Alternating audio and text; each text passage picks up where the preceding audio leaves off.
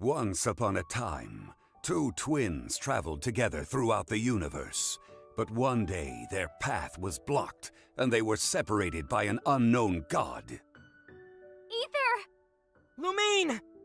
And now, the two of them are finally reunited in the Genshin Impact version 1.5 special program! Yay!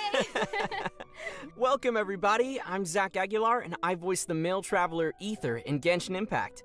Hey, everyone. I'm Sarah Miller-Cruz, and I voice the female traveler, Lumine. It's so great that we're together for this program, especially since our characters finally had a chance to meet in version 1.4. I know! Tell me about it! I'm so glad that they invited me to the show! I've always been super curious about what it's like to do a special program. It always looked like you and Karina were having so much fun in the previous ones. Hey, that's what the special program's all about. And today certainly won't be an exception, as we are joined by Keith Silverstein. Dun-da-da! Oh, I like the trumpet there. Very nice. Hi, everybody. My name's Keith Silverstein, and I voice Zhang Li, consultant for the Wangsheng Funeral Parlor in Genshin Impact. Yes, Mr. Zhang Li himself, who, spoiler alert, is really Morax. That's right, the Geo-Archon widely respected as Rex Lapis, the god of contracts himself. Whew, talk about a list of titles. And that is exactly why I leave the introductions to you, Zach. Honestly, it's so hard to express how much we love your performance in the game, Keith. And by we, I obviously mean myself and a lot of other players. Oh, that's so sweet. Thank you. It is really an honor to play a role that's loved by so many, myself included, of course. And come on, how exciting is this? I'm so excited that I'm doing a version preview with you guys. This is going to be great. Yeah, so why don't we take a quick moment to thank our viewers for joining us today and for their amazing support of Genshin Impact. Thank you so much, everyone. Yes, big thank you to the entire Genshin Impact community. Thanks for your love and support. So, Keith, what do you think of Genshin Impact so far? Well, I mean, we all know it's an amazing game. I mean, right off the bat, it's beautiful. You know, the graphics, the character design, everything. But the thing that really has blown me away has really been just the fan base. Just that this game is so popular worldwide, and I mean, it's such an honor to be a part of something like that.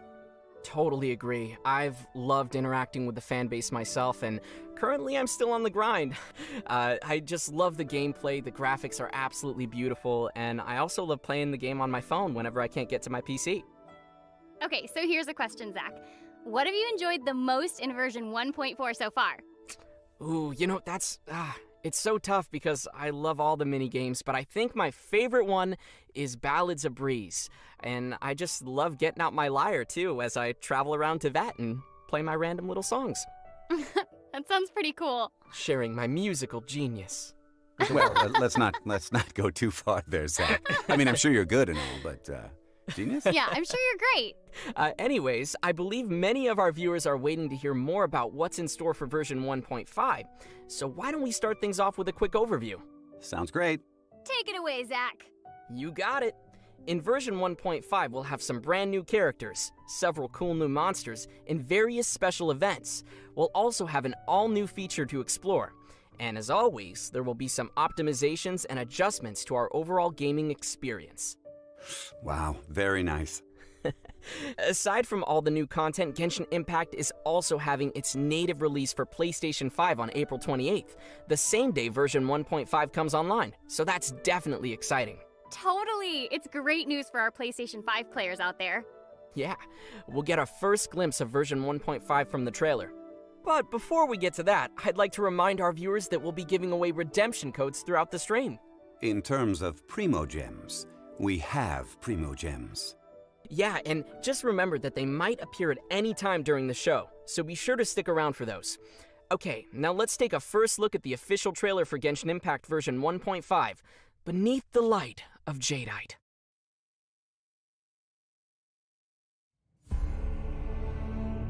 If it is fated, we will meet again.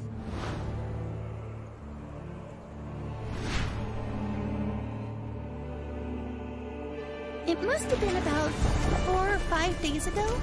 There were a few men who came through here carrying baskets and picks. I guess that could have been them. And there was a child staggering in front of them. It is I, Ashtaha, forged of elemental crystal.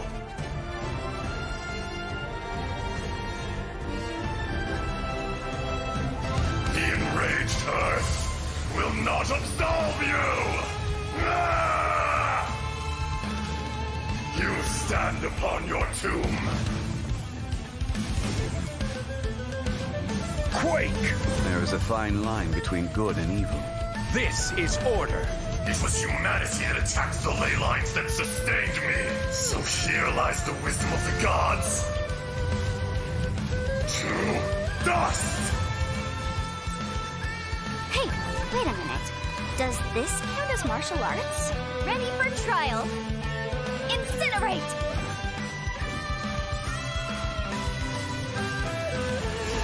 Breath of the flame! Inadmissible evidence! Well, I guess I've mastered both the pen and the sword. People tell me that if I just spoke more softly, others may find it easier to forgive me. But the only reason they think that way is because they've never been branded a pariah before. I condemn you! Freeze to the core!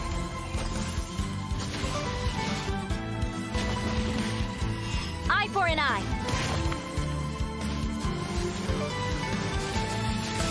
Vengeance will be mine!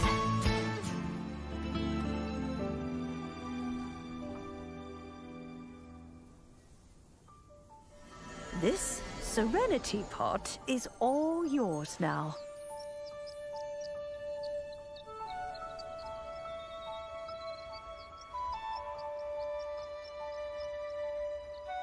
Oh, you needn't worry about that. I've already arranged for a certain little helper to await you within this teapot. She will explain everything you need to know about it.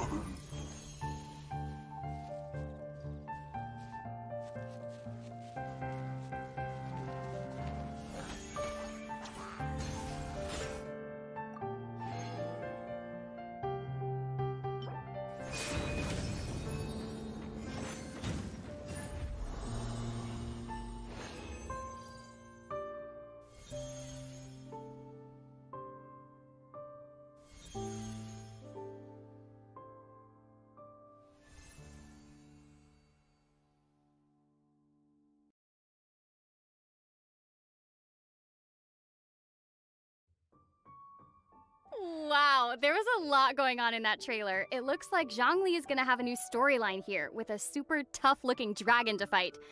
So be careful out there, Zach. Hey, I've leveled up a lot since the last version. Uh-huh. This dragon's got nothing on me. Yeah, sure, Zach. You really expect us to believe that? Personally, I'm excited for these new characters. They look super cool. Yeah, and that sounds like a solid place to start, so why don't I begin by introducing the new characters first? Sounds good to me.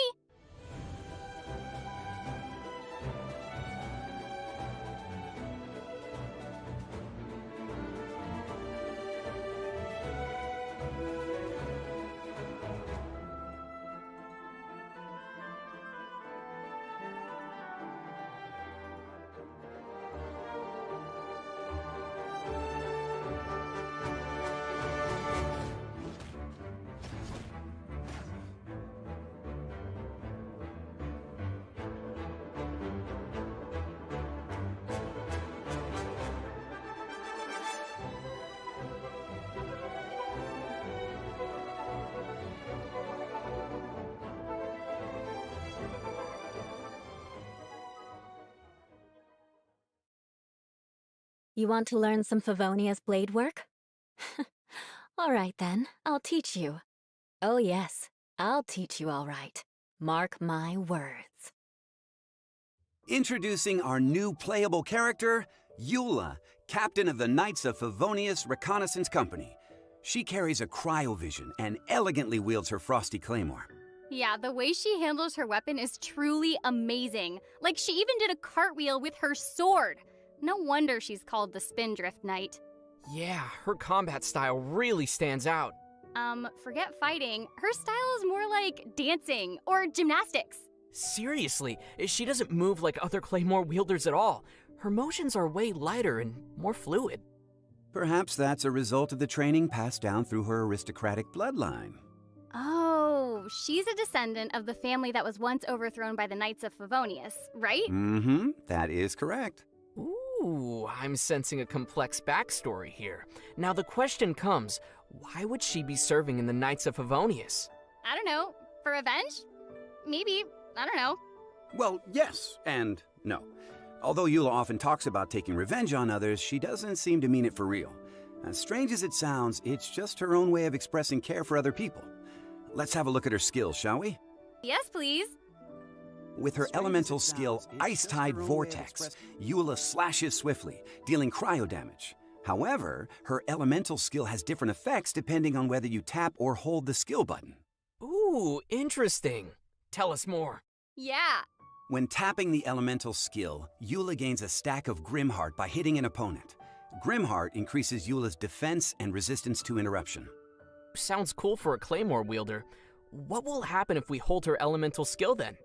I was hoping you would ask that. When the skill is held, Eula consumes the stacks of Grimheart, and surrounding opponents will have their physical resistance and cryo resistance decreased.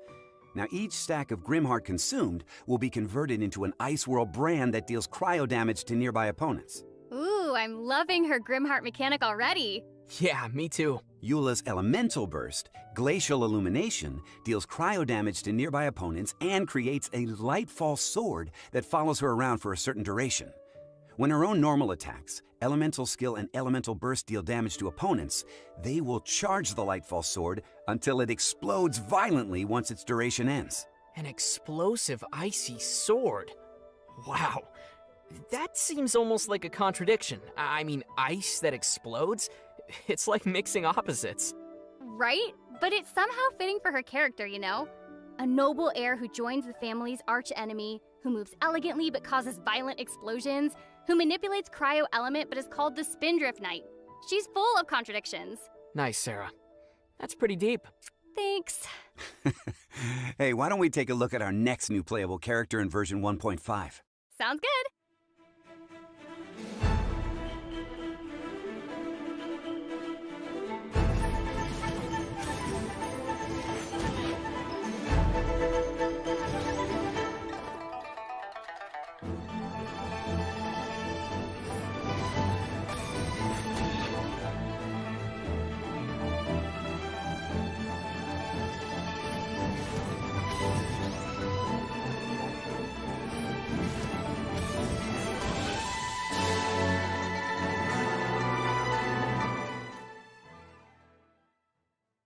Need a cure for insomnia? Let me read you the history of the development of Liyue's legal system. None of my friends have ever lasted longer than 20 minutes. The other new playable character in version 1.5 is Yanfei, a legal advisor active in Liyue Harbor. She's a catalyst wielder and holds a pyrovision. Interestingly enough, she happens to be part illuminated beast. Oh, just like Ganyu. Exactly. So, are those two sticks on her head her version of horns, or are they more like antlers? Wait, I thought those were her pigtails, no? No, Zach, not at all. Oh. No, those are the symbol of her illuminated beast heritage. Okay, so question. Would that mean she knows Rex Lapis then? Or would she be bound by a contract with Morax in some way? You mean like as a legal advisor for the god of contracts? That would be quite the big title, but yeah, something like that? Even Morax doesn't have command of all the illuminated beasts. Yanfei is one of the few that didn't sign a contract with him. Oh, why is that? She was born in a peaceful era. Therefore, there was no need for her to fight in any cruel wars like her predecessors. Interestingly, as a free illuminated beast, she's put herself in a profession where her job is to interpret laws and help others deal with conflicts and disputes. Okay, so her work is all related to contracts, right? Because I know I saw some sort of gigantic pyro stamp slamming down when she attacks. You know, like the kind of thing you'd see used to stamp a contract? Mm-hmm. You are correct. Both her normal attack, her elemental skill signed edict, and her elemental burst done deal grant her scarlet seals, which decrease Yanfei's stamina consumption. But these scarlet seals are not the big seal you saw. Oh, so the scarlet seals must have been all those little red markings floating around her. That's right. When she uses her charged attack, Yanfei consumes all scarlet seals, which in turn increase her charged attack's area of effect and damage. Oh, so that's what I saw. It sure was. Oh, one thing I forgot to mention is that Eula and Yanfei have some special connections to one another. What would a night in Mondstadt have to do with a legal advisor in Liyue Harbor? Sounds like a mystery. Yes, indeed. One which the travelers will get to discover on their own. Leave it to me. Rude. Leave it to us. Oh, yeah, right. Us. Right. Oh, you two. And that's all the latest we have on the new characters. Wait a minute. Didn't you forget something? I don't think so. You know, I have a pretty good memory, Zach. Zach was gonna ask where we'll get to pull these adorable new characters from, right? Yeah. Oh, we'll get to that, all in good time.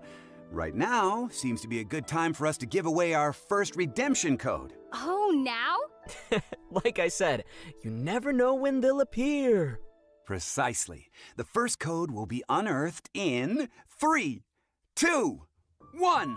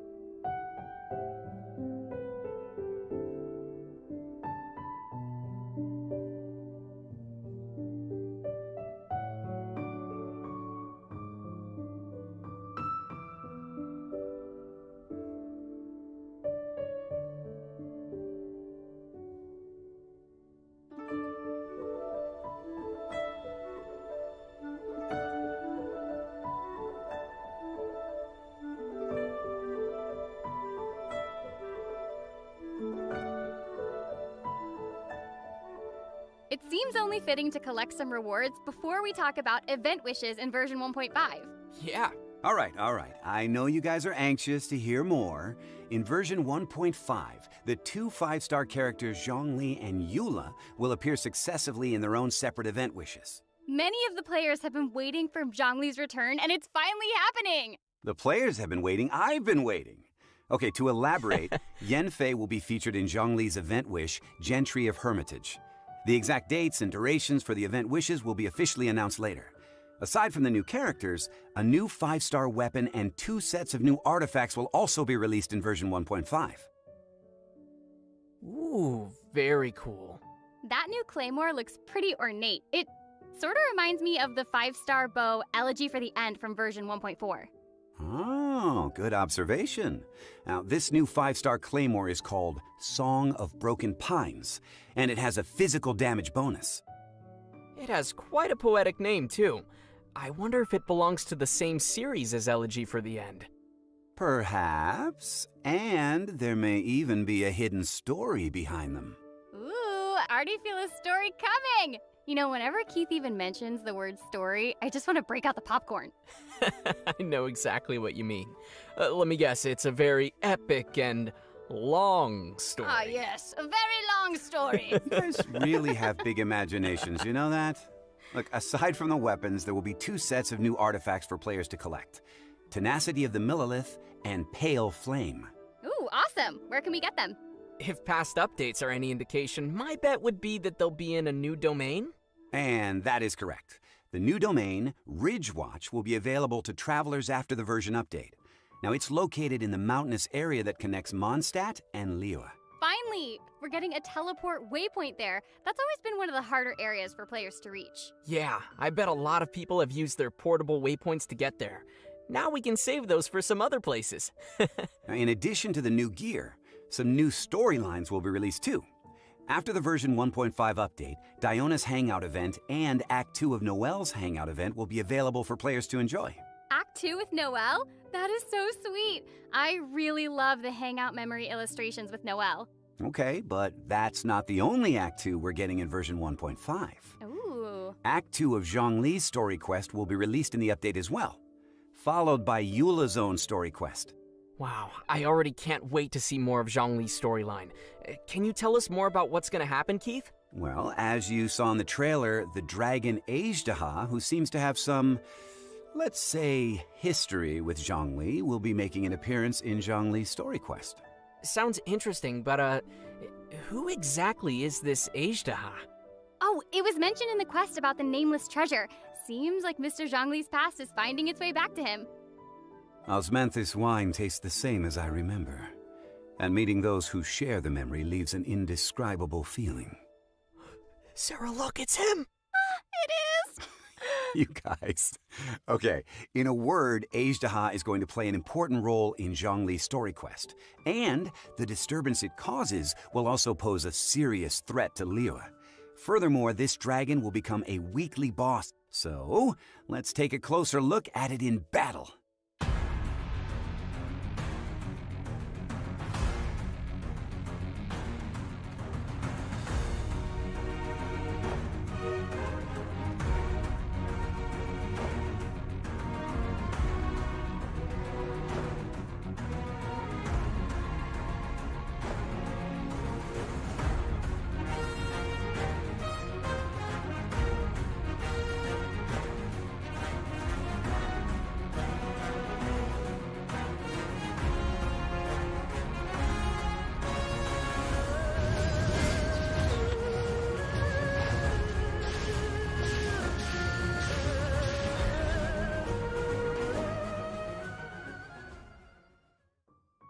All right, then.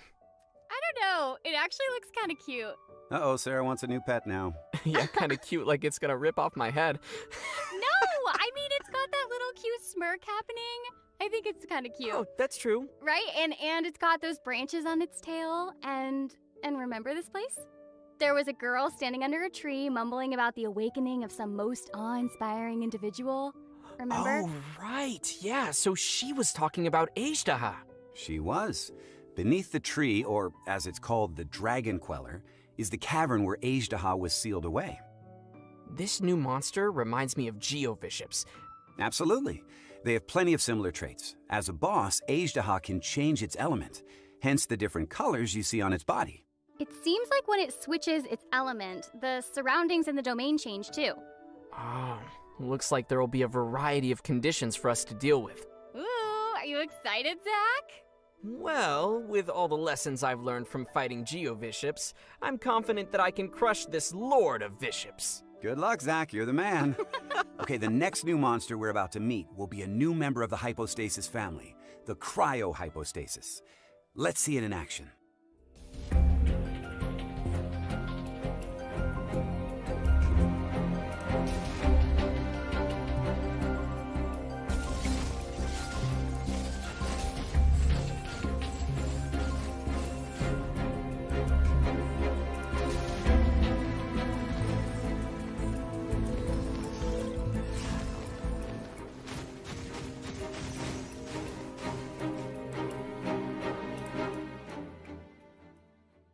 When the cryohypostasis reaches low HP, it enters a shield to protect itself and recover from the damage. In the meanwhile, it attacks its enemies. Which means us. Huh, but it seems like we'll never be able to finish it off if we can't break the shield. So how can we take its shield down? Oh, I know the answer to this one. Travelers will need to figure it out on their own in version 1.5. And with that, the apprentice has become the master. Yes, you are getting the idea. And there's one other new enemy we're going to see in version 1.5. Perhaps you two remember the Abyss Herald we encountered in version 1.4? Oh, you mean that gigantic blue dude that works for me? Well, technically, he would be my gigantic blue dude if you are the traveler. Oh, okay, sorry. Seriously, do you guys bicker about everything? Yes. Anyway, it turns out that another one of the Abyss Order's elite monsters will be making a debut in version 1.5, the Abyss Lecter. Let's take a look, shall we?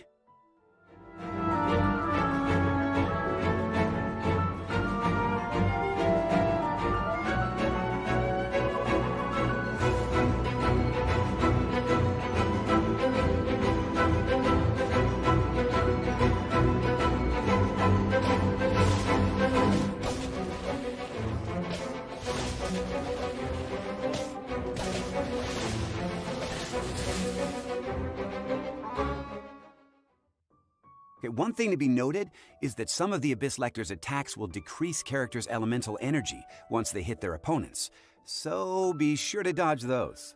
If only it was that easy. Yeah. Okay, all right, Zach, I know you well enough. What are you thinking about over there? Well, the Abyss Herald we met before was like an assassin, whereas this Abyss Lecter we see now seems more like a mage. The Herald could manipulate the Hydro element, while the Lecter manipulates the Electro element.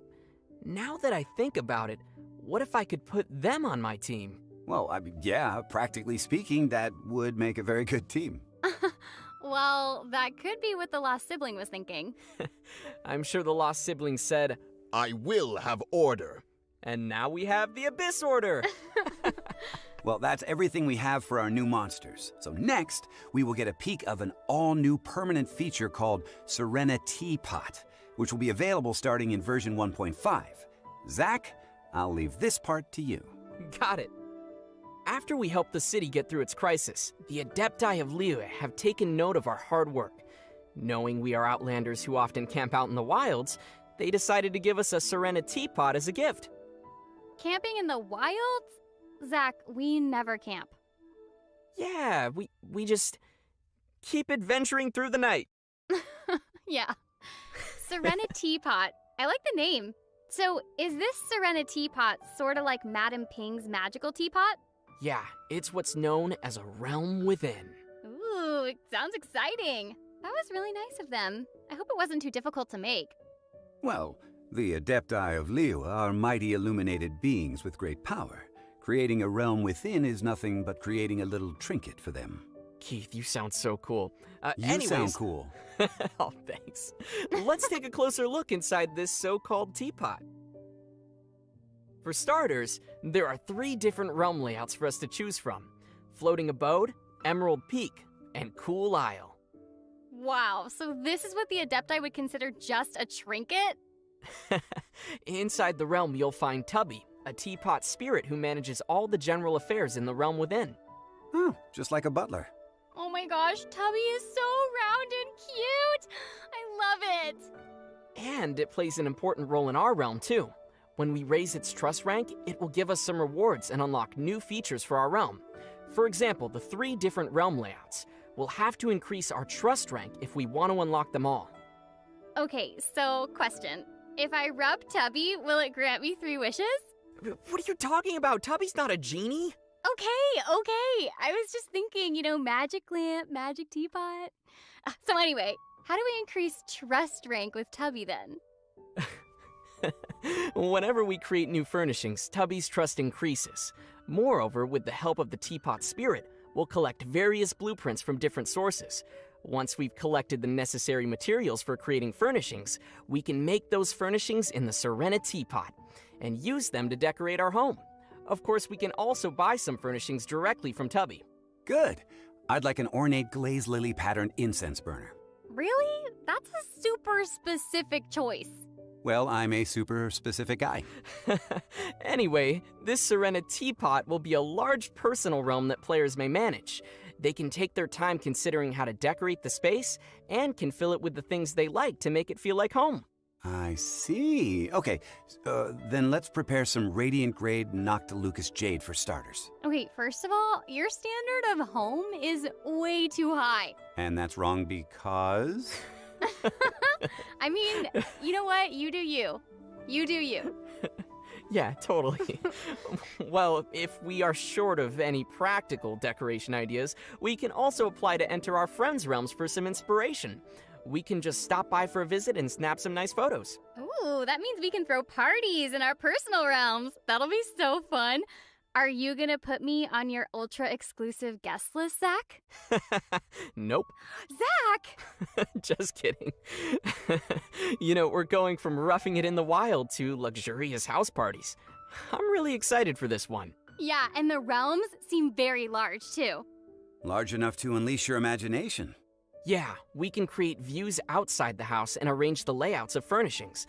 And as we put more furnishings into the Serena Teapot, our adeptal energy increases, enabling the realm to produce more realm currency. So more furnishings increase adeptal energy.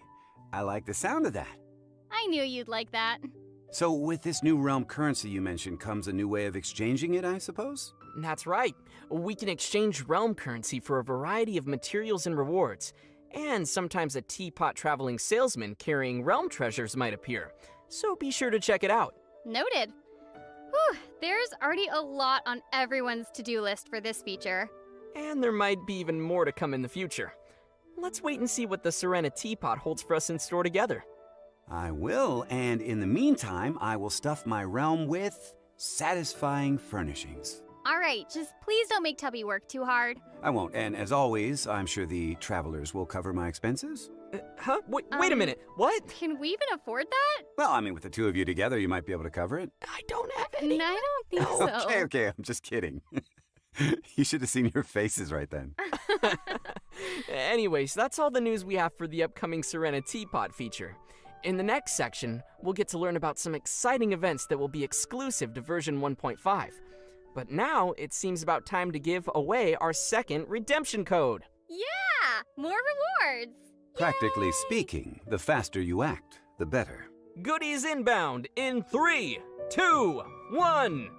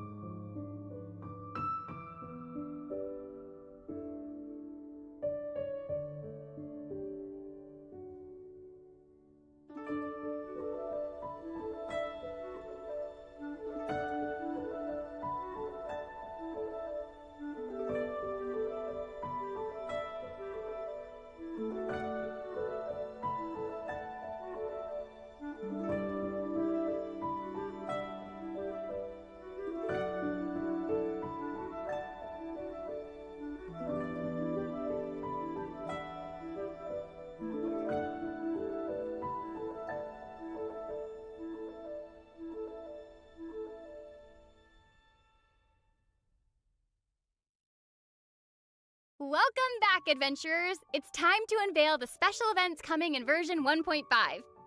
Yes, I'm ready. Okay, so first on the list is an event called Energy Amplifier Initiation.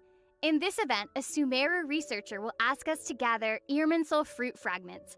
For a time, we'll be entrusted with a mysterious ancient relic, the Energy Amplifier.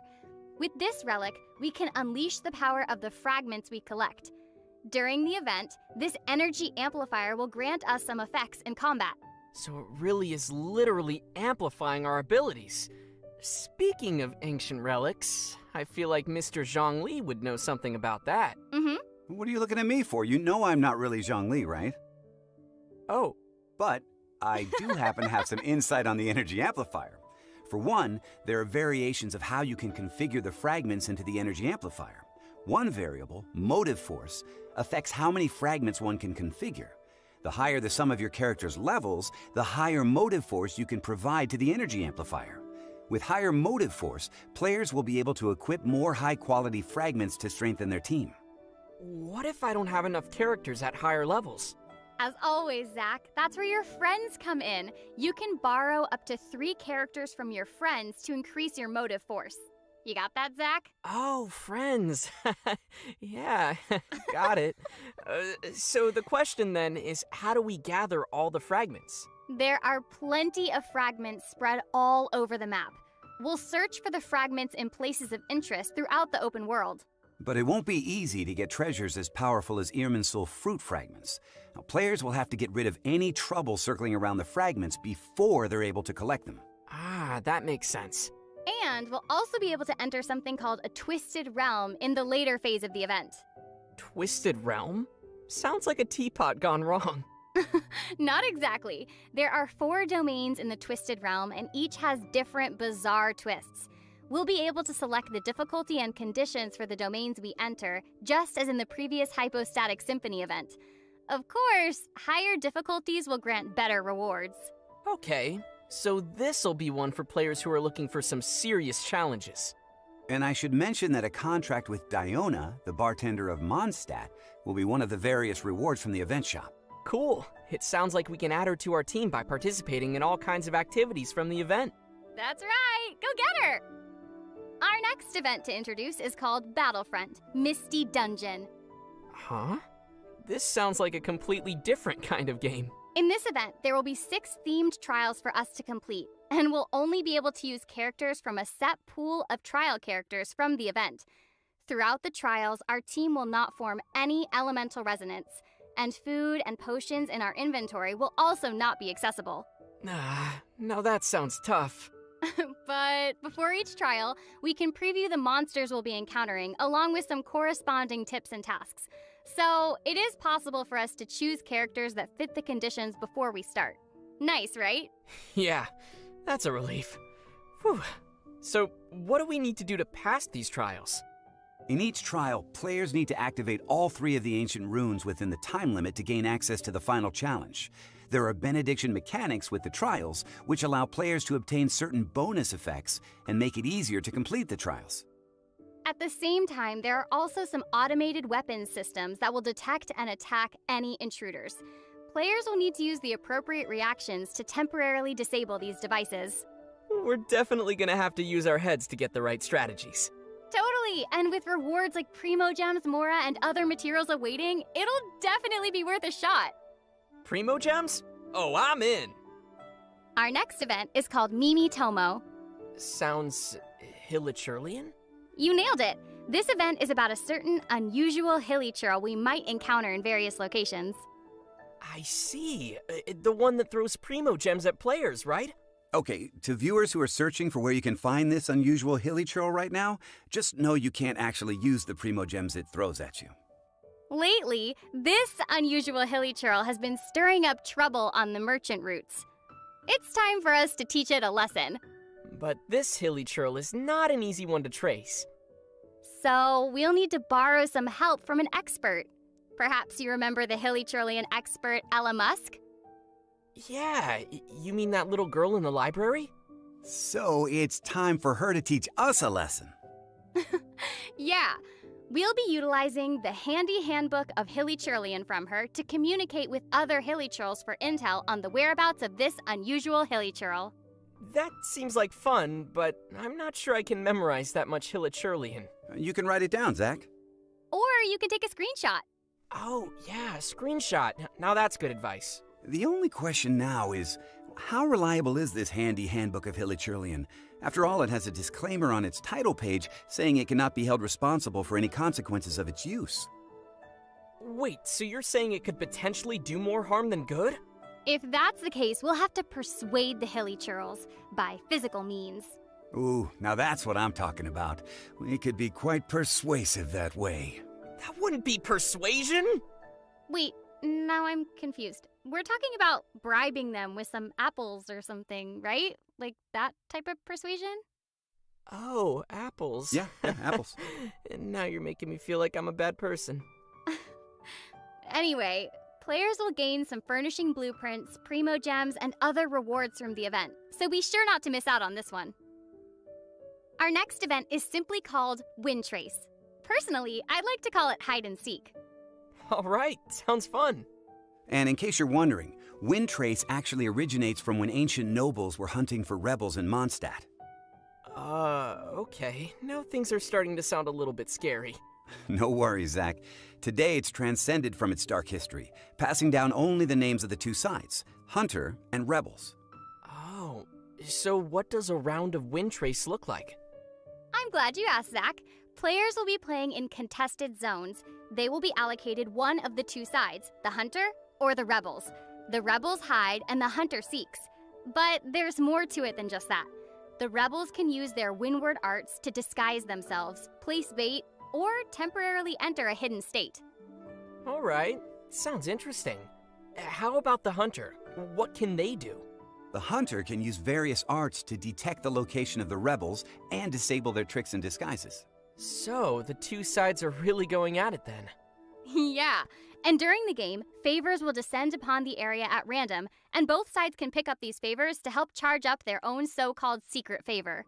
There are 5 contested zones in the open world, so those who are familiar with all the areas and terrain will have some advantages. Good news for those treasure chest hunters out there. Yeah. Players will obtain Wind Trace coins from the event and unlock a variety of rewards, including a Wind Trace-themed name card. But if you play the game in co-op mode with your friends, or if you've already reached the daily limit of obtainable Wind Trace coins, then you won't be able to gain any more. Ah, I see. I hope you'll all enjoy this little game. Our final event is called Overflowing Mastery. We had Leyline Overflow before, right? That's right. Only this time, we will have doubled talent level up materials.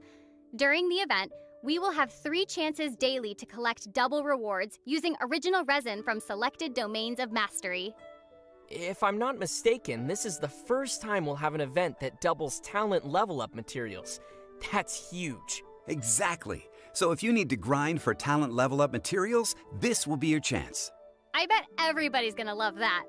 All right, that's about all we have for the special events in version 1.5. As always, the last part of our version previews will be regarding new optimizations and adjustments coming to the game. Keith, would you like to explain the coming changes for version 1.5 to our viewers? Sure thing. Starting from version 1.5, the cost of original resin to claim rewards for the first 3 weekly bosses will be reduced from 60 to 30. Okay, that's half the cost. Yeah, and we'll have a total of 4 weekly bosses, so that means we'll be able to claim rewards from all the weekly bosses using a single day's resin. And we'll even have 10 original resin left over. Oh, check you out, Sarah. Yeah. Next, after the version update, character companionship experience gained while playing in-team with other players in co-op mode will be doubled. So, if we want to accelerate our friendship with some characters and learn more about their stories, we can defeat bosses or clear domains with other players in co-op mode. Oh yes, no need to remind me on the importance of friends again. Oh, sorry, Zach. Need some more of those. The third optimization will be about mailing alerts for when events are ending. After the version update, Genshin Impact will send mail alerts to players before any limited time events end. Yeah, considering all the unique gameplay and loads of rewards from those limited time events, it would be a pity to miss them.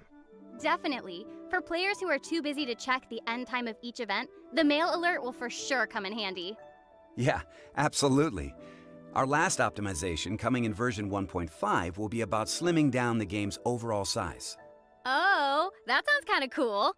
With this optimization, players can manage the voiceover files they've installed. If you no longer want to keep the audio files for a certain language, you can delete the corresponding voiceover files manually. And that audio pack will not update in future version updates. I imagine that could save quite a bit of space. I know audio files can be massive. Aw, but what if they decide to delete the English voiceovers? No, don't delete us, please! Don't you want to hear more of me? Well, there's not much of us in there anyway. Oh, well, okay, yeah. I guess it doesn't hurt that much when you put it that way. No, it does hurt because Zhongli has a lot to say, so please, keep the English files. If you like us, then please keep the English voiceovers, everyone. And on that note, it's time to release the 3rd redemption code to our loyal viewers. Yay! Are you ready? 3, 2, 1, go!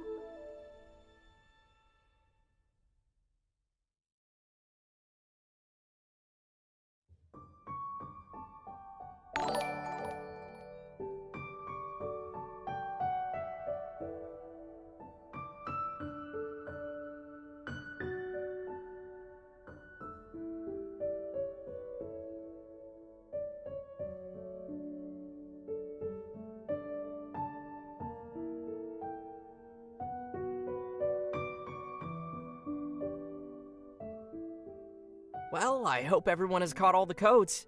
And I think it's about time to wrap up the show. Whew, time really flew by. Yeah, I know, right? How did you like your first special program, Sarah? I've loved being here with you guys. It's so special and fun. Plus, the twins got to be reunited, even if it was only for a little bit.